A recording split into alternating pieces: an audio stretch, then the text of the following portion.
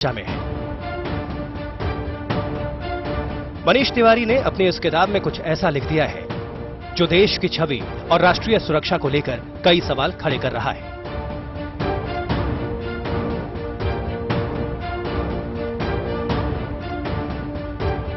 दरअसल साल 2008 में मुंबई में 26 नवंबर से 29 नवंबर तक चले मौत के तांडव में 166 निर्दोष लोगों की जान चली गई थी।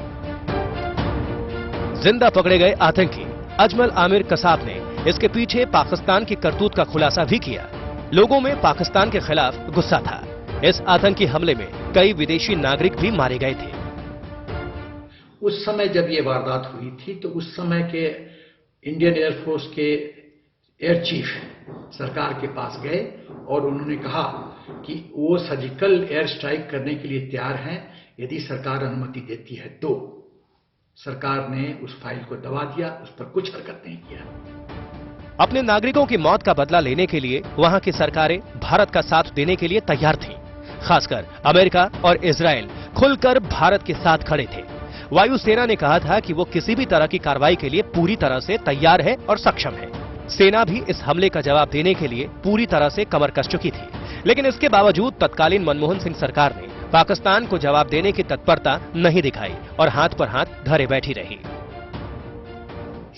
उस समय की कांग्रेस सरकार इस हद तक गिर चुकी थी मॉरली, मानसिक रूप से, नैतिकता के रूप से, कि अपने तुष्टीकरण की राजनीति के कारण, वो मुस्लिम को नाराज नहीं करने के कारण पाकिस्तान के ये दुर्व्यवहार को, पाकिस्तान की इस तबाही को चुपचाप तमाशा देखते ही अब कुछ हरकत नहीं किया।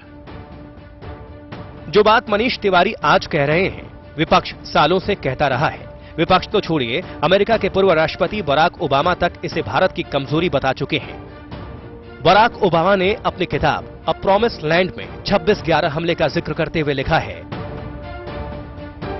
कि पूर्व भारतीय प्रधानमंत्री मनमोहन सिंह मुंबई के 26/11 हमलों के बाद पाकिस्तान के खिलाफ कार्रवाई करने से बच रहे थे। हालांकि इसका उन्हें राजनीतिक नुकसान भुगतना पड़ा। ओबामा ने लिखा है कि मनमोहन सिंह चिंतित थे कि मुस्लिम विरोधी भावनाएं बढ़ रही हैं, जिससे बीजेपी की ताकत बढ़ रही है। इस हमले के बाद वो और मुखर हो सकती है। 26/11 के बाद एक्शन न लेने से देश ही नहीं, विदेशों में भी सरकार की किरकिरी हुई। भारत की छवि एक ऐसे मुल्क की बनी जो अपने नागरिकों की मौत पर भी करारा जवाब नहीं दे सकता। Bureau report, good news today. देखिए, ऐसा नहीं है कि मनीष तिवारी ने कांग्रेस पर पहली बार सवाल उठाया। उन्होंने पंजाब में आला कमान के निर्णय से अलग कई बार अपनी राय रखी, अपना मत रखा है।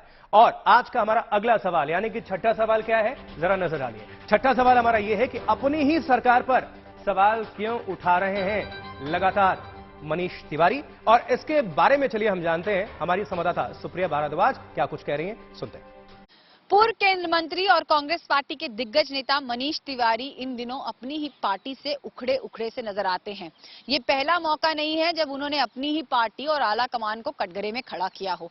किताब तो अभी लेटेस्ट है, लेकिन इससे पहले भी कंट्रोवर्सीज के साथ मनीष तिवारी का पुराना नाता है। बहुत सारे पार्टी के लोग हैं जो कह रहे हैं कि मनीष तिवारी हैं कि मानते ही नहीं। G23 ग्रुप के स्ट्रॉन्गेस्ट मेंबर्स होने के नाते वो जो लंबी चौड़ी चिट्ठी कांग्रेस आला कमान को गई थी, उसमें कहीं ना कहीं सबसे ज्यादा कंटेंट में कंट्रीब्यूशन कहा जाता है मनीष तिवारी का ही था।